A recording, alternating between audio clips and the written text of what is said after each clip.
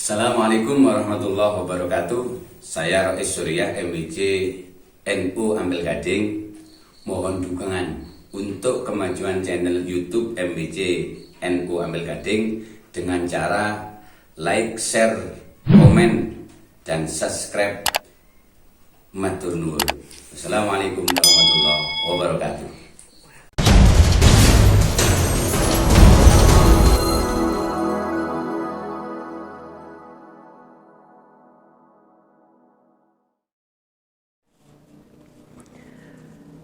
Assalamualaikum warahmatullahi wabarakatuh. Bismillahirrahmanirrahim. Alhamdulillahirabbil alamin. Wassalatu wassalamu ala asyrafil anbiya wal mursalin sayyidina wa habibina wa syafi'ina wa tabibi qulubina Muhammad wa ala alihi wa ashabihi ajma'in. Amma ba'du. Subhanaka la ilma lana illa ma 'allamtana innaka antal alimul hakim. Rabbi shrah li sadri wa yassir li amri wahlul 'uqdatam min lisani yafqahu qawli. Terkait dengan masuknya hari raya atau tanggal 1 bulan Dzulhijjah, banyak sekali pertanyaan-pertanyaan, persoalan-persoalan yang berkaitan dengan tanggal 1 Dzulhijjah, kemudian berkaitan dengan kurban, berkaitan dengan persyaratan-persyaratan yang berkaitan dengan sah dan tidaknya kurban. Banyak sekali pertanyaan-pertanyaan. Saya awali dengan masalah-masalah yang berkaitan di masyarakat, bahwa di masyarakat itu banyak yang kurang paham tentang sunnah puasa pada tanggal Dzulhijjah atau bulan Dzulhijjah. Kebanyakan dari mereka mengakui kesunnahan puasa tanggal 8 dan tanggal 9. Padahal secara syariat bahwa sunnah puasa bulan Dzulhijjah itu dimulai tanggal 1 sampai tanggal 9. Ada sebuah hadis, ma min ayyamin ahabbu ilallah ayyuta'abbada lahu fiha min ashri dzilhijjah ya'dilu siyamu kulli yawmin minha bisanatin wa kullu lailatin minha biqiyami lailatul qadar. Ini menunjukkan bahwa betapa hebatnya, betapa mulianya tanggal 1 sampai tanggal 9 Dzulhijjah. Dalam hadis ini terangkan bahwa puasa 1 hari pada tanggal 1 sampai tanggal 9 Dzulhijjah itu membandingi atau menyamai puasa 1 tahun. Kemudian ibadah pada malam hari di antara tanggal 1 sampai tanggal 9 Dzulhijjah membandingi ibadah atau qiyamul lail pada malam Lailatul Qadar. Maka dalam hadis ini dijelaskan pula bahwa tidak ada hari yang lebih mulia, lebih diagungkan menurut pandangan Allah Subhanahu wa taala untuk diisi ibadah selain pada tanggal 1 sampai tanggal 10 Dzulhijjah. Artinya tanggal 1 sampai tanggal 9 Dzulhijjah atau sampai 10 Dzulhijjah adalah hari-hari yang paling mulia. Menurut sebagian ulama, kemuliaan tanggal 1 sampai tanggal 10 Dzulhijjah ini mengalahkan kemuliaan pada bulan Ramadan. Kemudian ini yang pertama. Jadi masyarakat kadang hanya puasa pada tanggal 8 dan tanggal 9. Padahal sunnah puasa dimulai pada tanggal 1 sampai tanggal 9 Dzulhijjah. Kemudian berikutnya, kesalahpahaman di antara masyarakat bahwa kurban itu dianggap sunnah hanya dalam seumur hidup sekali. Padahal tidak demikian. Jadi kurban itu sunnah pada siapapun yang punya kemampuan pada hari itu untuk melaksanakan kurban, sunnah kurban. Sekalipun tiap tahun kurban, sekalipun seumur hidup berkorban terus, yang penting dia masih punya kemampuan, punya harta, lebih daripada sekedar bayar utang, kemudian masih punya sisa harta untuk dibuat berkorban. Maka sunnah untuk kurban. Tetapi di masyarakat kadang banyak yang salah paham sehingga kurban itu dianggap sunnah seumur hidup 1 tahun, sunnah seumur hidup 1 kali. Ini adalah kesalahpahaman di antara masyarakat kita, orang Nahdiyin atau orang Indonesia pada umumnya. Kemudian berikutnya, ada yang kesalahpahaman pula tentang hewan kurban.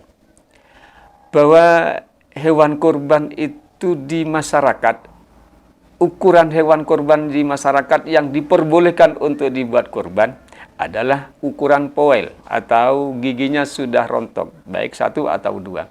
Padahal dari syariat tidak begitu. Kambing dibagi 2, ada jenis domba, ada jenis kambing, atau dalam istilah Jawa, kambing Jawa. Maka dari 2 hewan ini ada perbedaan. Untuk domba, ukuran yang sah dibuat korban adalah domba yang berumur 1 tahun atau kurang 1 tahun tapi sudah poel atau giginya sudah rontok. Itu ukuran domba. Kemudian untuk kambing Jawa atau istilah orang Jawa kambing Jawa, apapun jenisnya, etawa atau sumbawa atau apapun, yang penting bukan domba, maka ukuran umur yang bisa dibuat kurban adalah umur 2 tahun menurut madhab Syafi'i.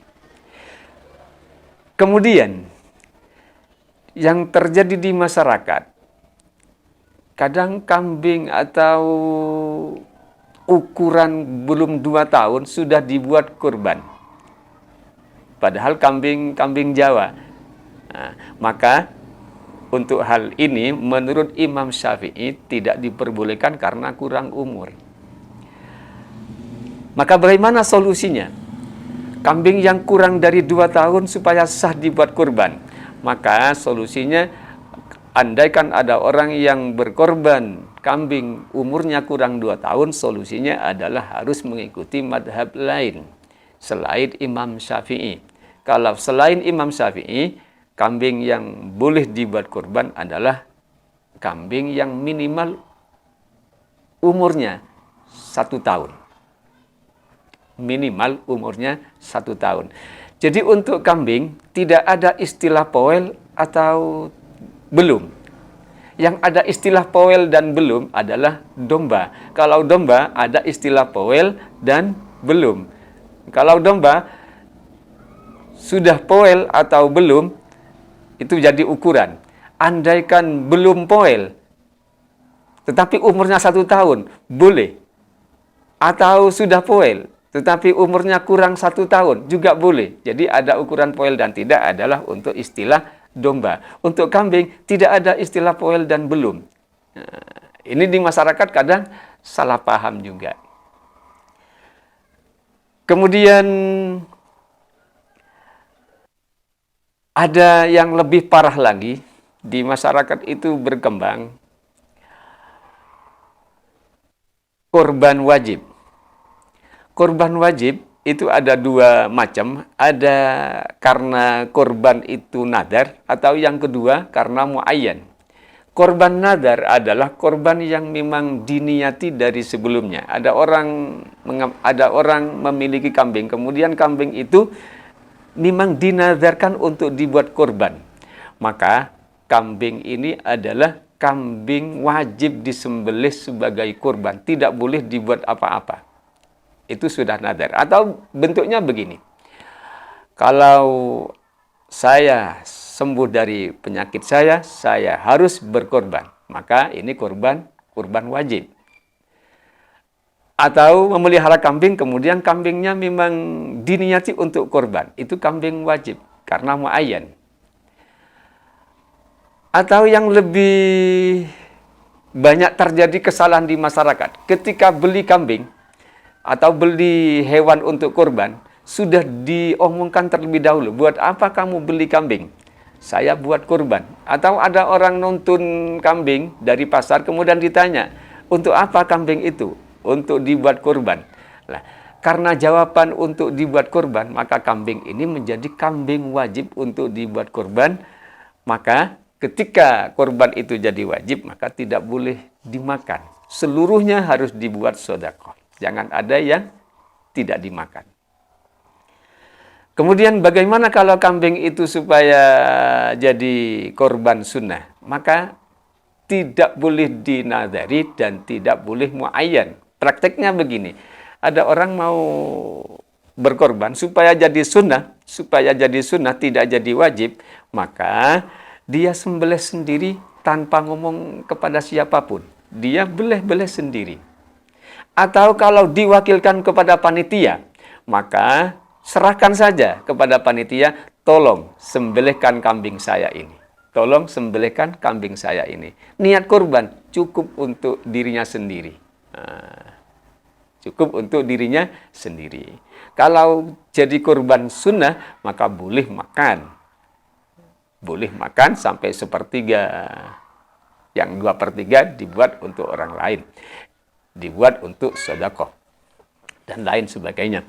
Itu adalah tentang kurban. Kemudian bagaimana, ada pertanyaan-pertanyaan dari masyarakat.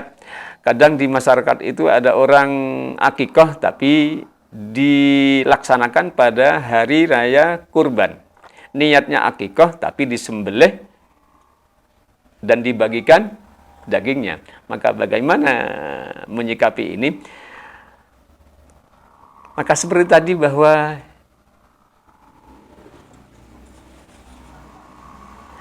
akikah dan kurban itu ada perbedaan. Akikah itu selamatan untuk kelahiran bayi, biasanya disembelih ketika 7 hari atau umur setahun, atau kapanpun orang tuanya mampu. Kemudian kalau kurban harus disembelih pas hari raya kurban, kemudian dilanjutkan sampai tanggal 13 bulan Dzulhijjah. Maka menyikapi pertanyaan seperti ini, bila mana ada orang berkorban atau akikah tapi disembelih pada hari raya Idul Adha, maka itu boleh-boleh saja. Yang penting ada sebagian yang dimasak. Ada sebagian yang dimasak. Jangan sampai seluruhnya dibagikan secara mentah. Yang penting ada yang dimasak. Kemudian bagaimana kalau kurban dimasak? Nah, kurban dimasak juga tidak apa-apa pula. Ada kurban tapi dimasak, tidak apa-apa. Yang penting ada sebagian yang dibagikan secara mentah. Jadi masalah dimasak atau tidak itu tidak jadi soal. Yang penting adalah kalau kurban ada yang dibagikan secara mentah, kalau akikah ada yang dimasak sekalipun sedikit. Kemudian bagaimana terkait dengan surat sehat hewan kurban? Surat sehat hewan kurban itu bukan masalah syariat. Jadi sekarang pemerintah menetapkan bahwa hewan kurban harus disertai dengan surat sehat. Andaikan tidak ada surat sehat bagaimana? Tidak apa-apa, yang penting hewan itu tidak terjangkit wabah PMK. Ataupun sekalipun terjangkit tapi tidak nampak. Sekalipun terjangkit tapi tidak nampak secara dohir, hewannya baik, hewannya sehat, maka boleh dibuat untuk kurban. Bagaimana dengan aturan pemerintah yang mengharuskan ada surat sehat? Itu saya kira tidak mengurangi sahnya kurban. Karena yang tidak sah dibuat kurban adalah hewan yang secara nyata adalah sakit. Seperti pincang, kemudian buta, kemudian terlalu kurus, kemudian ada penyakit yang memang dohir kelihatan bahwa dia sakit, maka tidak boleh. Selama yang terkena PMK tersebut secara dohir sehat, tapi ternyata terdampak kena penyakit, tapi tidak nampak, maka insya Allah sah-sah saja. Terkait dengan surat, itu saya kira sama dengan masalah pernikahan. Pernikahan dilaksanakan dengan siri tanpa ada surat. Ada pernikahan yang dilaksanakan di KUA sehingga ada surat. maka kedua pernikahan itu sama-sama sah, tetapi yang dilindungi oleh negara, sehingga ketika terjadi gugatan cerai, ada gugatan warisan, maka pernikahan yang ada suratnya adalah yang dilindungi oleh pemerintah. Yang tidak ada suratnya, pemerintah tidak bertanggung jawab andaikan ada permasalahan di kemudian hari. Kemudian permasalahan berikutnya adalah tentang kurban satu orang untuk satu keluarga. Kurbannya satu orang untuk satu keluarga. Karena dulu pernah terjadi viral. Ada unggahan di medsos bahwa satu ekor kambing untuk satu keluarga cukup. Nah, dan itu ramai dibicarakan. Menurut madhab Syafi'i, kurban kambing untuk satu keluarga tidak cukup. Kurban kambing untuk satu keluarga tidak cukup, apalagi keluarganya lebih dari 7. Andaikan keluarganya 7, itu baru bisa cukup korban dengan sapi. Kalau sapi memang untuk 7 orang, tapi untuk kambing hanya cukup 1 orang. Maka bagaimana dengan sabda Nabi? Hada min Muhammadin wa ali Muhammadin wa an ummati Muhammadin. Hadis ini dibuat pedoman oleh sebagian masyarakat, oleh sebagian orang, bahwa kurban kambing cukup untuk satu keluarga. Dasarnya adalah hada min Muhammadin wa ali Muhammadin wa an ummati Muhammadin. Kemudian hadis ini ditafsiri oleh madhab Syafi'i bahwa hadza min Muhammadin wa ali Muhammadin. Kurbanku ini untuk saya dan untuk keluarga saya. Ditafsiri oleh kalangan Syafi'iyah bahwa kurbannya Nabi ini memang khusus untuk Nabi, tapi pahalanya untuk keluarganya yang sudah meninggal, yang belum sempat kurban. Artinya ihda'us sawab, menghadiahkan pahala kurban untuk keluarga itu boleh. Tetapi bukan berarti bahwa satu ekor kambing mewakili 7 orang. Tidak, tetapi korban satu pahalanya dibuat untuk 7 orang atau satu keluarga, itu boleh.